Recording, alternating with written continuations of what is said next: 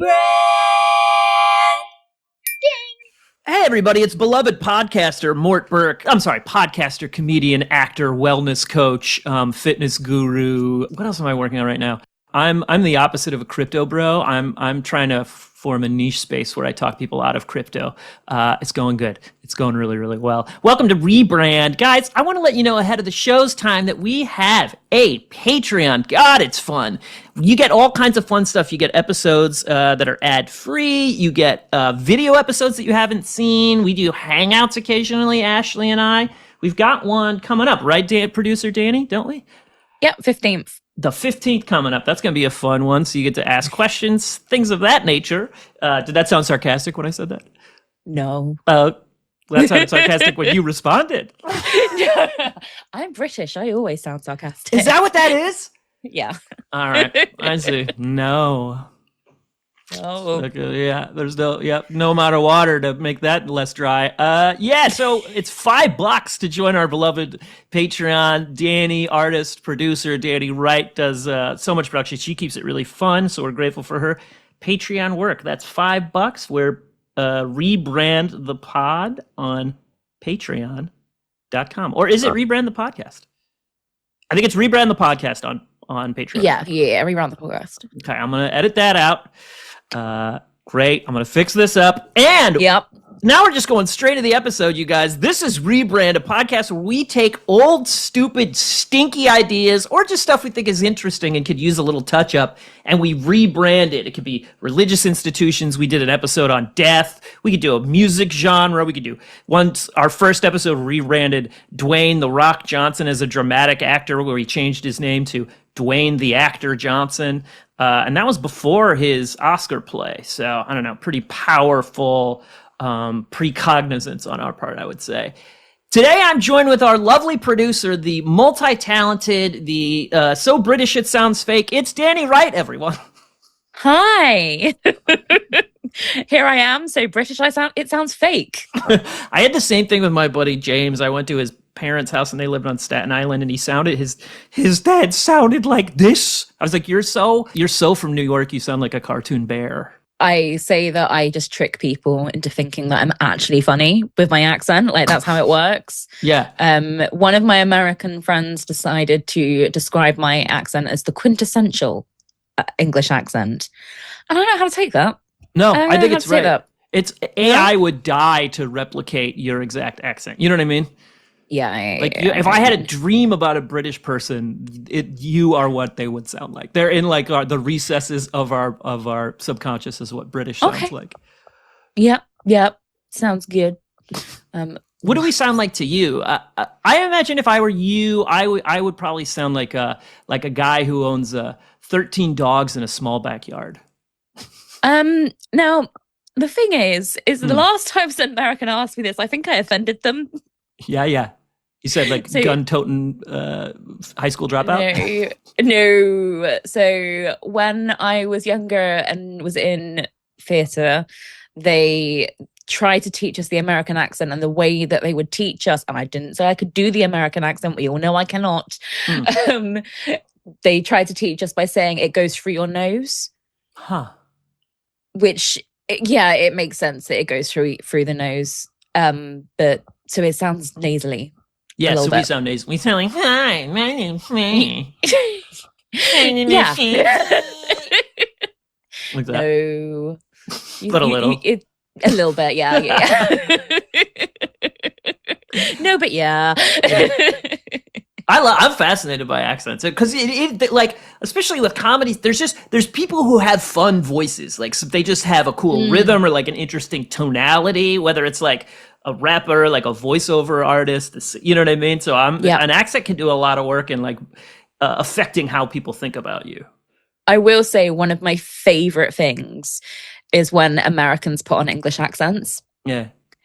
Don't know why. I find it hilarious. Right, it's got to be that. Well, that's what I really want you to do. Your American accent. We should do this entire thing. Well, I'm being British and you're being American. Will you do? If you sound like you're from Texas or something? I can't tell the difference between all the American accents. Right, it all sounds like one big stew. All sounds like one big stew. One big gumbo. Yeah. The most I will do an American accent is when my niece goes through. I told you about my niece has an American accent phase. Like from TikTok, basically. It must be, but like when she meets like my American friends, she gives them 101 questions just so she can study. She's like proper studying their voice. We're still the lighthouse on the hill, baby, despite the descent into fascism. Yeah. So the only time I will do an American accent is when I am playing along with her. Yeah. But apart from that, does she think yours is good? No, she thinks it's awful. Really? Yeah, she's very honest. Yeah. They these from the mouths she's like, Auntie Danie, no. No, sounds bad. Awful. Embarrassing. Awful. I don't know. Awful. Wait. See, that's the thing. You always go for like the... I want to call it like gutter rap, but that's not the term for it. Right. I find that one the easiest to do. I think that's probably where my people came from. There's probably some like generational memory there that doesn't allow me to put the G on the end of words. Yeah. See, I just get very like... something will stick in my head, like especially when I'm listening to like a lot of the podcasts I listen to are American, and like sometimes a phrase will get said and like I just have to repeat it in my head. Like certain podcasts, like the very, very intro, I find myself repeating. Yeah. And I cannot say it correctly at all, but I will just go around my house with my AirPods in repeating words in American. That's just not right. Okay, so give us one phrase. You don't even have to say it in American, in the accent. Just what is there as an example of something, an American thing you like to repeat? We call that stimming, by the way. I stim a great deal. Yeah. The one thing I cannot help but repeat is Dungeons and Daddies, because at the top of the podcast they always say Dungeons and Daddies is a rowdy, horny, violent podcast for grown-ups, and I keep on repeating that. And they all say it slightly differently, and each time, like I'll mimic it in that way, and I can't help myself. That's fun. Yeah, and sometimes I'll just randomly say it.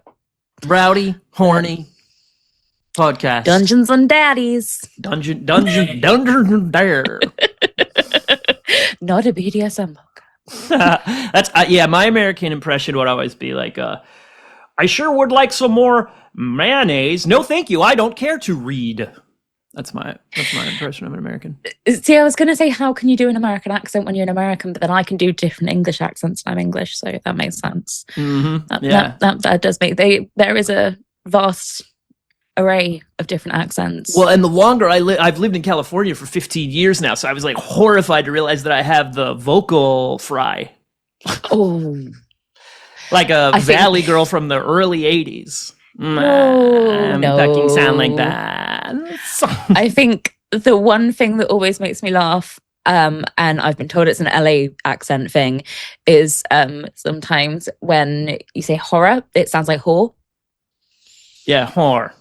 Yeah, it sounds like whore. Right. And when you get a whole sentence, it's like... Yeah. that's a different kind of sentence. There. We go see a horror movie? Like, you got to be more specific. And it's because in LA, it's not about sunshine and beaches, so we're just like too lazy to fully articulate the consonants, you know? Yeah. I mean, technically, like, Southern accents can be like that quite a lot. Right. But... And I'm just kidding. Actually, I think truly, like, having lived in LA for a long time, like, people, they really, a lot... There are so many incredibly hardworking like crafts people in Los Angeles. It's really incredible the amount of like work that goes into any shitty television show to make it look like it exists in a suburban house that's actually built in 2 weeks inside of a studio and then taken down and then built again. Like people think Los Angeles is like lazy and stuff, but it's people here are like incredibly hardworking and dedicated and very stupid. But I'm just kidding. I mean, hey, I lived in London for 5 years. Like, I get it to an extent. Right. We're going to rebrand podcasts. Yep. Let's finally take it on. Which is like an American doing an American accent, which I think is fun. A podcast is like an American doing an American accent. Doing a podcast about rebranding podcasts is like being an American trying to do an American accent. You know what I mean? It's like if we rebranded this show, it's like, all right, so, which we need to do, by the way. And we're grateful to all our listeners. But guys, if you want the show to continue, get it out to your people. We got to start making cash here. Please. Daddy needs the bag, you guys. I can't talk. We got to see a little bit of cash flow. Yeah. You know what I mean? Guys, Can't be expecting this. And I'm a gifted professional comedian. I can't be doing this stuff for free my entire life. The truth is, though, that I love podcasting. Yeah. I would not do half of the stuff that I do for Rebrand if I didn't enjoy it. It's really fun. And it comes from doing improv for a long time, and then now I do so much stand up, and I miss the collaborative stuff. So I really like talking to people and messing around and stuff. It's really fun. Yeah, and you can really like make it your own. And the thing with podcasts is it's become like, I don't know about you, but I don't really watch TV anymore. I'll watch like if there's a special thing on Netflix, like I'll watch YouTube quite a lot, but podcast is my main thing. Like I constantly have a podcast on. Right. Like we talk about branding first, usually on the show. And I think that, at least in America, the brand of the podcast is totally associated with like the right-wing-esque comedy world because it became so huge. So everybody hates the word podcast is kind of a punchline. First of all, because it's an embarrassing word. Like any word for technology invented past the 2010s is like an off. Just the sound of podcast aesthetically is like, it sounds like a old bowl of soup in a dumpster or something. It's just a terrible sounding word. But I think people really associate it with like Joe Rogan and stuff because they got so huge, right? But the reality is it's just a medium like anything else. It's a conversation effectively. So you can do anything you want with it. And there have been a lot of obviously really great podcasts that have kind of broken through that are their own sort of like genre breaking. Yeah. I'm thinking of like Dead Eyes or something like that, which was sort of like a fun, almost like a mystery in a way, or, you know, a journey on a man on his like process of his work and art, which you can't do. It's like the ability to make a documentary, but you don't need a whole film crew, you know? Yeah, no, I totally get it. I mean, I think the thing with podcasts is depending on where you're in, like there's so many different factors that put into like tastes. Like I know that my female friends and my male friends like will like different like types of podcasts. Mm-hmm. I know there's the whole stereotype of white women in their 30s have a true crime podcast. Like, yes, I do listen to a few true crime podcasts. I can't help myself. Right. But like, you know, and I have friends that use it to learn. I have friends that use it for like music. And okay, so what are the learning ones? The learning ones are like history. That's cool. So just like I want to learn about World War II or whatever, and then yeah, or like specialist ones. Yeah, like they've got a specialist. You think of the thing is in today's day and age, if you can think of a podcast topic, it's already done. Totally. Like everyone has a podcast at some point. Like it's already out there. I think the niche thing of the thing that you've got to do with podcasts is to find the niche and to find the thing that breaks through. And if you can't find the thing that breaks through the mold, then it's not going to go anywhere. Uh-huh. But when you do find that, it's something really special, I think. Sure.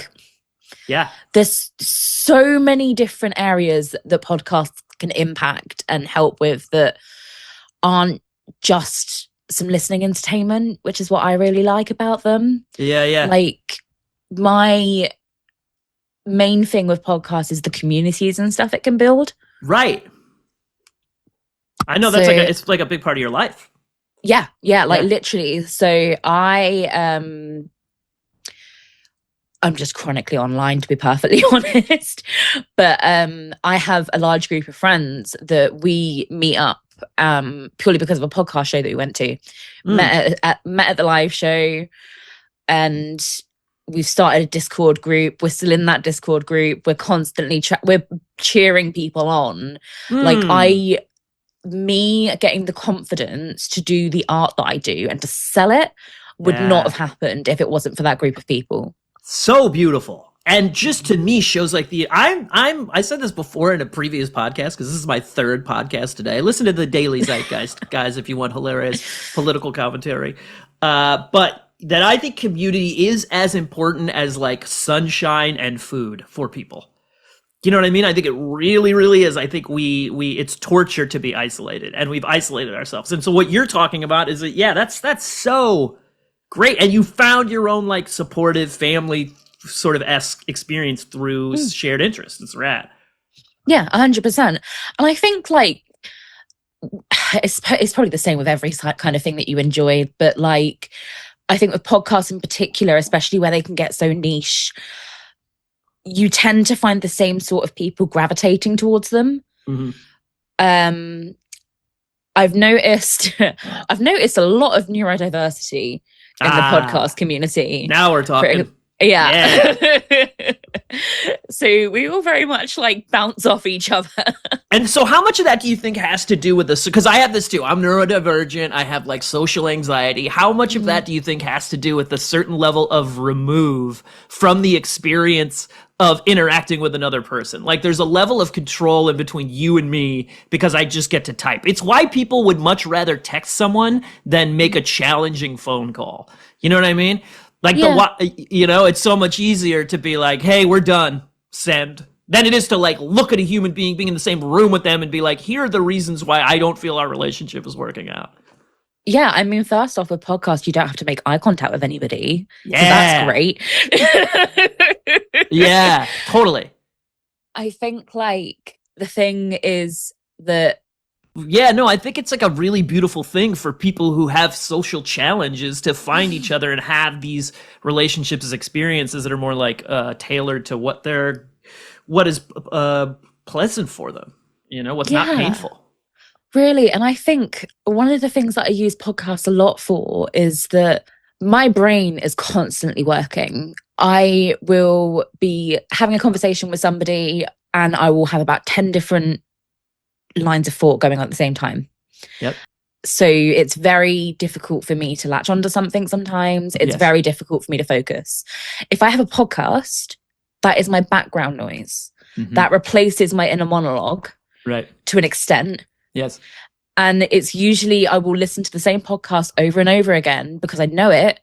It still makes me laugh, but it gives me that background noise and I can't have the silence. I need the noise. Yeah, this is why I brought you on to talk to you about this, Danie. What is hiding? What shadows are hiding in the silence that cannot be heard or felt? Well, you don't want to know about it. Yeah. It's true though, and I think so I'm just gonna speak to this as like I'm a spiritual person. I pursue spirituality, right? So like I learned how to meditate because I knew I needed to do it because it was so goddamn hard. And part of that was related, it's a bunch of things, certain levels of like compulsivity that come with my neurodivergence, it's hard for me to sit still, but also there's like this intensely critical voice that was in my head, right? And so now I like this idea of like making the other voices louder, right? So the thing is like this critical voice, it's not like I can just be mean to it long enough, it'll go away. That's not how it works. Because it's born of that kind of meanness, The problem is the engine behind it is one of like, you're not good enough until you blank. But the reality is that there's never going to be a like good enough, No. So while I love that and I relate, like I'm very the same. I do a lot of recovery stuff online. I do tons of like spiritual podcasts. I don't listen to that much comedy because I do comedy. You know what I mean? But so I'm totally with you. And also I think that I think there's a beauty in silence once you get beyond the nightmare of your own unfettered experience. Yeah. Maybe one day we'll get there more. No, and it's true. And whatever, like people get to it or they don't when they're ready. I don't mean to force it because it's true. It's like, yeah, I'm not going to do that bullshit thing that to me doesn't make sense in like my busy world where I'm just trying to get shit done and like make enough money to pay rent. You know what I mean? Exactly. And I think as well, one of the great things of when you can have a podcast or something to block things out is that I get more done. I just do.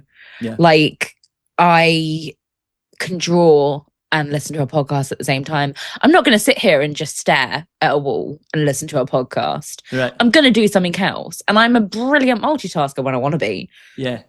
So it keeps me going. It keeps me moving.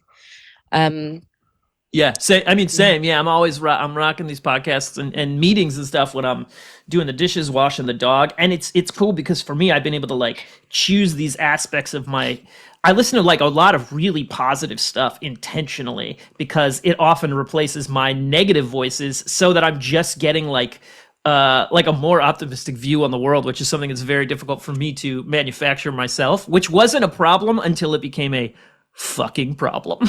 Yeah, I feel that. I feel that. It's all fun and games in your 20s until you're like, damn, I really do wish I was dead. That makes it hard to do stuff. Yeah. You know? Or figure out another framework in which to exist. The existential dread settles in.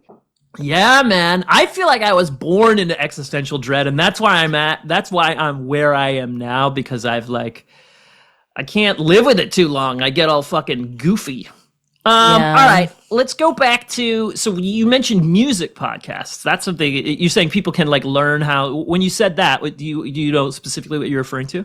I just finished the Stevie Wonder series, which was like, I can't remember, 7 episodes about his perfect album run from, I think it's Inner Visions and then all the way to Hotter Than July. But as like a music nerd, that's my shit.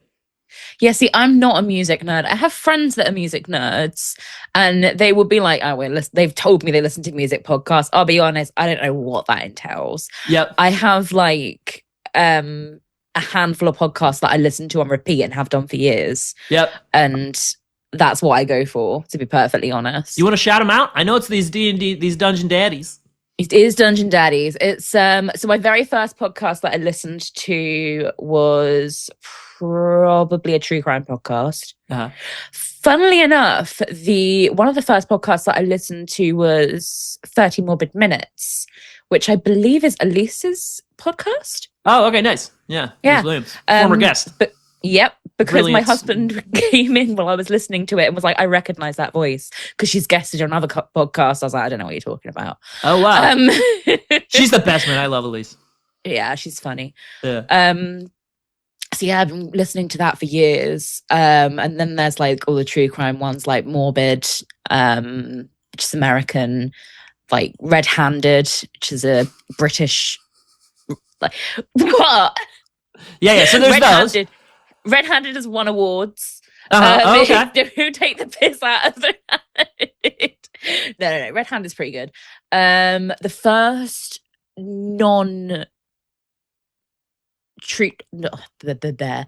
the first one that wasn't true crime or anything that I listened to was Good Morning from Hell. Oh, okay, nice. Yeah. Which I just did an episode on, and we're going to have very soon. Yeah, we are. But no, that was the first podcast. I think I told them that once, and they were like, "So we were your first fake crime podcast." Like, yeah.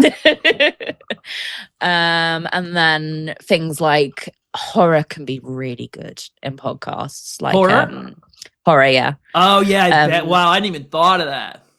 There's one that I love called the Magnus Archives. And it's basically it's another British podcast. You've got an archivist that's going through all these different archives, finding all these different stories that people have like submitted. And there's this whole like 100 episode arc where it's such good twists and it's terrifying. Like I don't get scared easy. I grew up watching horror films and loving them, but like there are a couple episodes of that I was like, okay, my brain can think of a lot of scary things imagining that in my head than I ever could with a film. Totally. Way worse. Like leaving it to the imagination, doing the like theater of the mind thing, and then letting your darkness like attach to that is terrifying. Yeah, and it can be such a creative stimulant, like things like that. Like I taught myself how to draw by using podcasts. Like that's how I did it, because I would listen to podcasts, something would stick in my head. Like with Rebrand, the first thing I ever drew was that horse wearing Crocs. Yeah, because powerful. Iconic. Because you guys said horse wearing Crocs, and I was like, well, I need to see that now. So I've got to draw that to see that. Yep. Thus the artist was born. Yeah. The artist was born. But yeah, no, like most of the things that I've like drawn has been podcast related for a while. Yeah, that's great. Yeah, podcasts are your muse partially as well. Yeah, that's fun.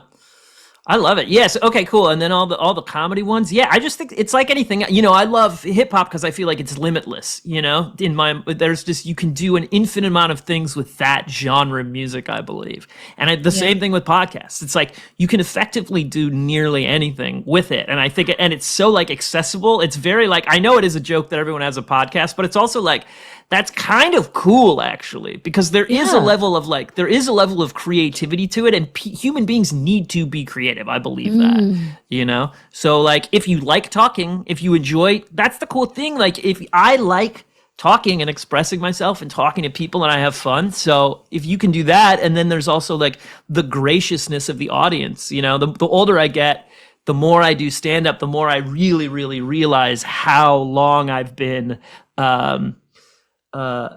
fortunate by having so many people come out to see me live. Yeah. It's such a symbiotic relationship, you know?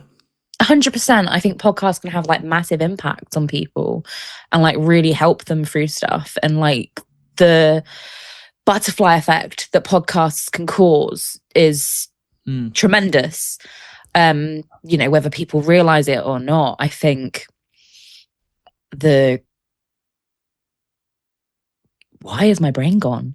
Well, I think, yeah, that happens on podcasts also. It happened last week. Ashley had like a mini stroke and couldn't speak for 4 minutes. Ashley's not here, so I'm doing it on her behalf. Somebody's got to do it.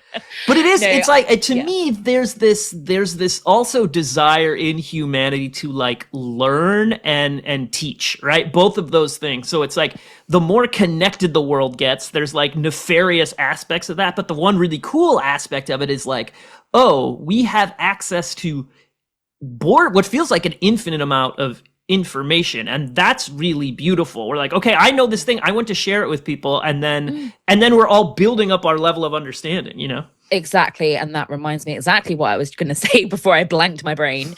So with podcasts, I think one of the great things, one of my biggest beliefs that I've had for years and years and years is, you know, I didn't have the easiest childhood and stuff like that. But I always think that if I can help one person, then something's worth it. Yeah. And with podcasts, if nobody listens to it but one person, and that one person was like, do you know what, you really brightened my day, or, you know, you inspired me to do this, then fuck it, it was worth it.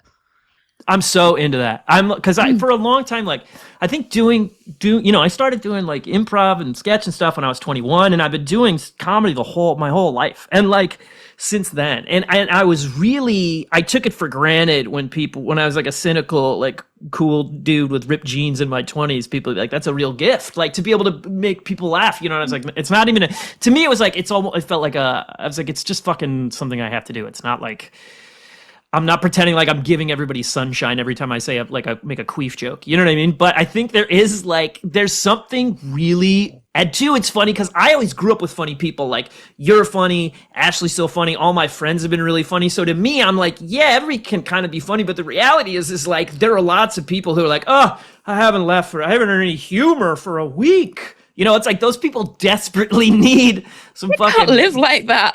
Yeah, dude. People need... And, like, not everybody can do it. I assumed they could, you know?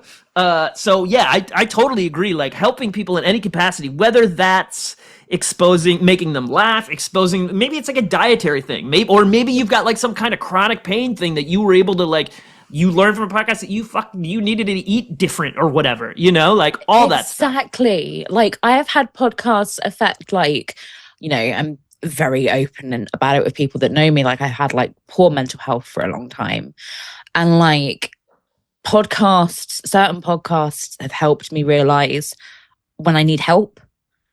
And like, because people are open about how they are and their journey through podcasts and things, it's sort of, it gives me that kick up the butt, like, to help myself. Like, I recently found out that I was misdiagnosed with something in my early 20s.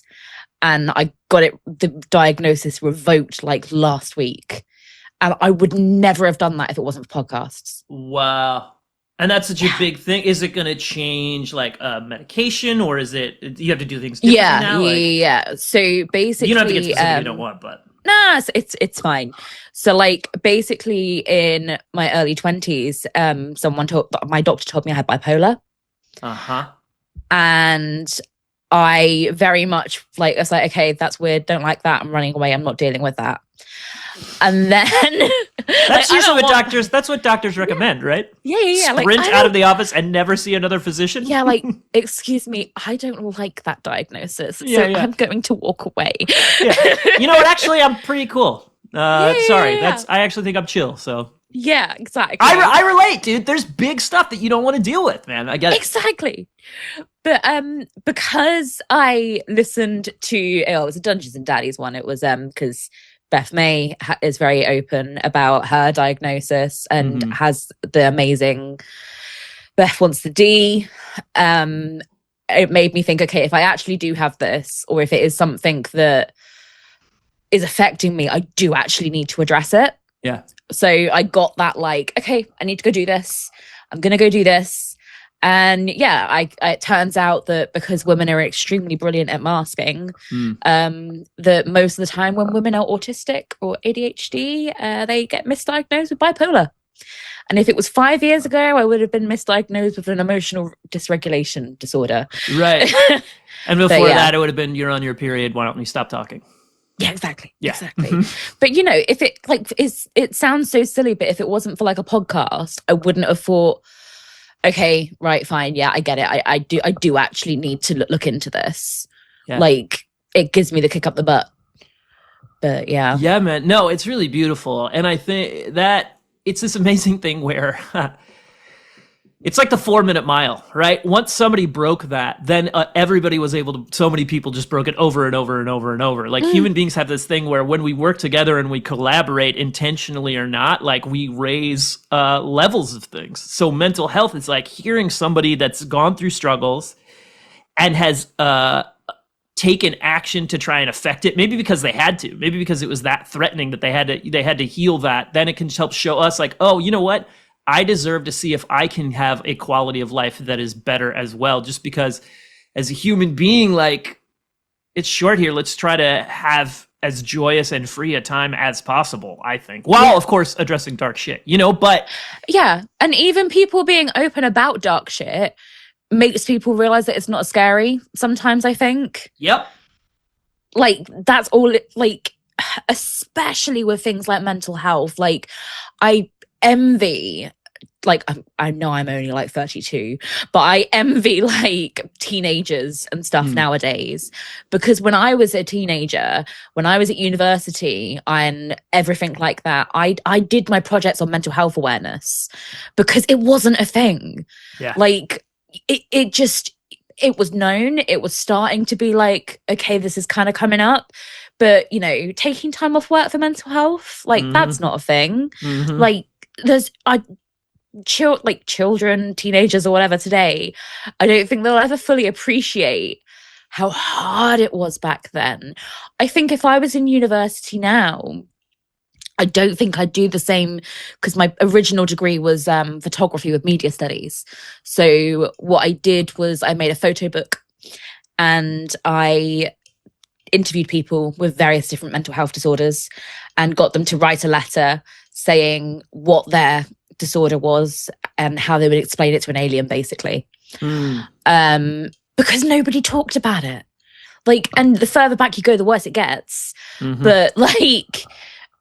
But now everyone's so open about it. And I think that's one of the things, bringing it back to podcasts, is that when people on podcasts can be so open about things and you've got these normal people talking in your ears, it's just, it normalizes it. It makes it seem less scary. And then it gives you a moment to reflect and actually do something about it, I think. Yeah.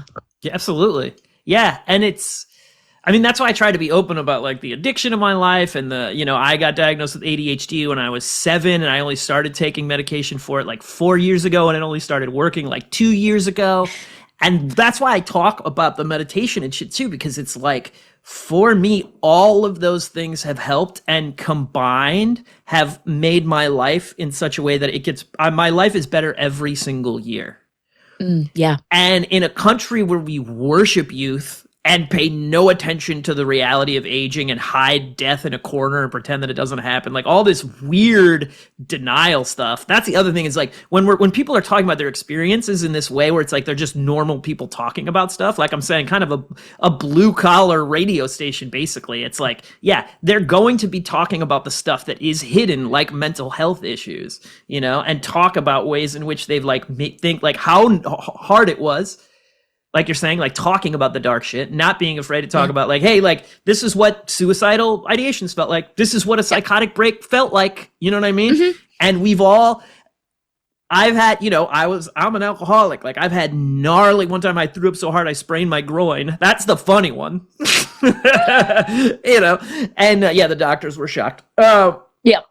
But there's, you know, around all that, there's just years and years of like deep emotional and I think spiritual and mental suffering, you know? And so that's why for me, I'm like, yeah, dude, all this stuff, I take all of it, the medication, the spirituality, the meditation, the like, all of it. And yeah, I just want people to see that. For me, I had a bunch of people that showed me that it could get better. And that was super important for me. Like if you see one person who you identify with the challenges that they have, usually just from speaking about their own experience, and then they talk about the ways in which they got better, it's like can be super inspiring.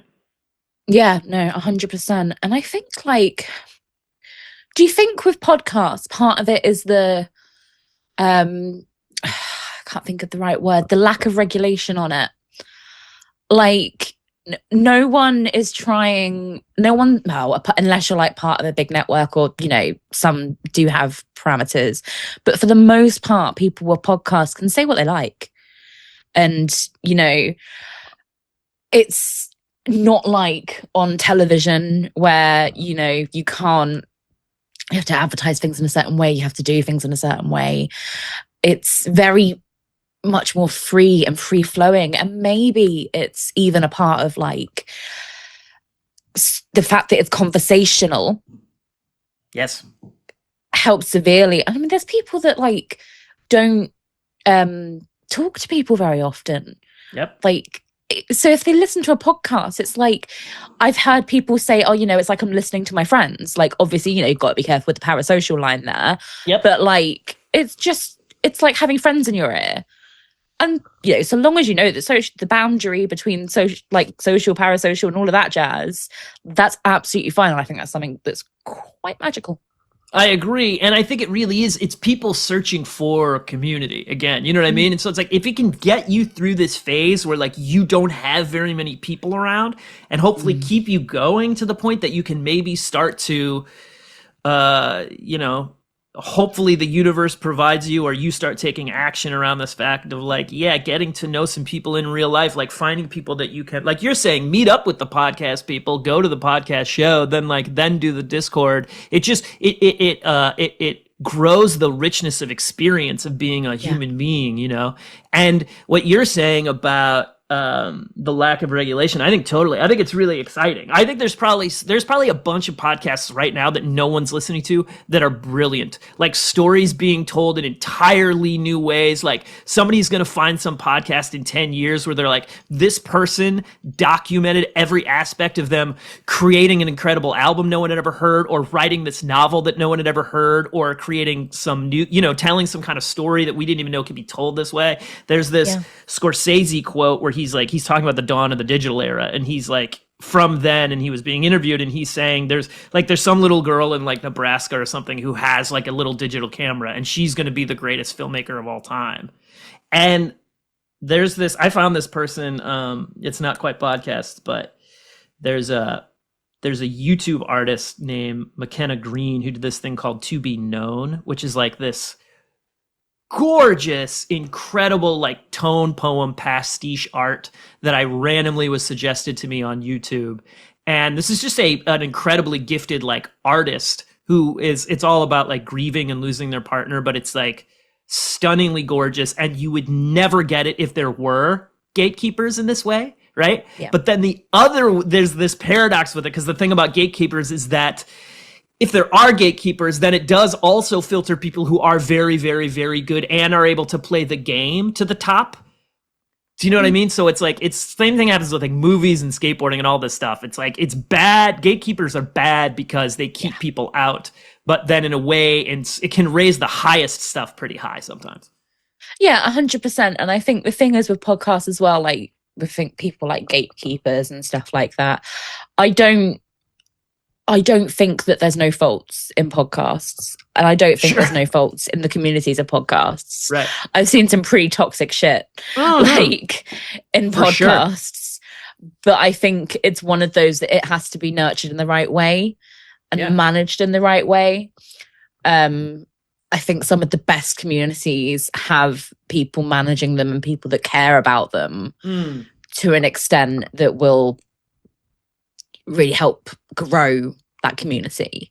And that's why we're so excited to have you running our Discord, Danie. For real though, like, because you're a person who cares, and there's such like cool, sweet people on there who are like having interesting, fun, hilarious conversations, and it's great. Exactly. Yeah, I love that so much. It's something really special about podcasts and stuff like that. And like, there's a couple of, well, that's quite a few to be fair, podcast Discords that I'm on, and that's really a really nice breeding ground of like creativity and community and sometimes just funny shit. So funny. So funny. Without a doubt. Yeah, man, it's really, and I think that when new technology gets invented, it's usually used first as a weapon, and then later creative aspects are usually found within it that can be really powerful. And I think that's what happened with podcasts. It's like the first thing to blow up is like, of course, because America is built on an Indian burial ground and like has all this fucking shadow gnarly shit that like the first ones to blow up and explode in this huge way are like they only appeal to like 23-year-old white dudes and pull them further to the right or whatever. But underneath that is what you're talking about, I think. This much more longer lasting sort of human aspect of the situation. And just like, it's a good way to do funny shit also, you know? Yeah. But I think it's great to talk about kind of the underbelly of like healing and community around it.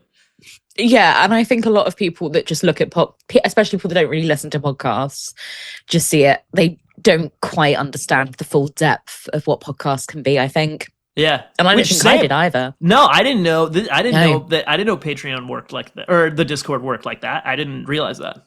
Oh yeah, Patreon and Discord is like, that's my like. Don't get me started on the Patreon. Like I love that kind of thing so much. And it's good because you keep me on task with it, which is like, you know, I'm doing all this effectively for free. We're getting paid a little, but it's like, I'm grateful to have you there to be like, don't forget to upload the shit, dude. You know, I'm just the talent, baby. I'm just trying to show up and look good, but I also I gotta do all this other stuff. So I appreciate I'm just like cracking the whip. yeah, for real. Which I need because of the attention deficit hyperactivity disorder. Yeah. And then if, you know, see, it's like you were saying last week with the like body doubling with ADHD people. Yeah. Like we can keep each other on track. Yes. Dude, it's the same thing with like the alcoholics, right? It's like that's once I recognize like you have this thing and I recognize it in you, I automatically want to help you. There's a natural like compassion, empathy thing that happens. And part of it's because you don't feel alone. You're like, oh shit. This thing that feels invisible, all of a sudden I'm seeing it reflected in somebody else. It's an extremely powerful thing. Yeah, and we are very much like that, I think, as well. Like when you're saying with like especially like with your editing, you were very bad with your editing at the beginning with the 9-hour edits and stuff. And then I do the same thing. I have a folder of like art on my iPad, and there's probably quite a lot in there that you've never seen because like I just got very perfectionist, or I'd spend 5 hours on the same thing because it didn't look quite right. And, you know, I get it. Like, I still do it now to a certain extent, but I think I've got better. Like last week's episode Did it have 2 versions of the episode art and you only ever saw one of them? Yes. But we got there in the end. Right. Well, and that's because we care. Like, we deeply... Okay, there's the thing, like, I don't want to look stupid. I don't want to look unfunny. There's ego to it for sure. But there's also really a depth of giving a shit about how the way this stuff turns out. And I really am learning to, like... I love that about myself. Yeah. You know, I'm a person who, like, cares deeply. Like, I am actually really, really prolific. I just am not always great at getting the work out to people. That's what I'm getting better at. Also, I have a new stand-up special called There's Beauty in It All that's coming up pretty soon. I have the final version now, so just pushing that out there.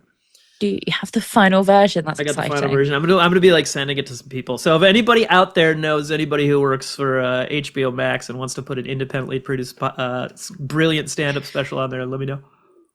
Yep, yeah. I don't know how it happens to have uncle, friend. Yeah, exactly.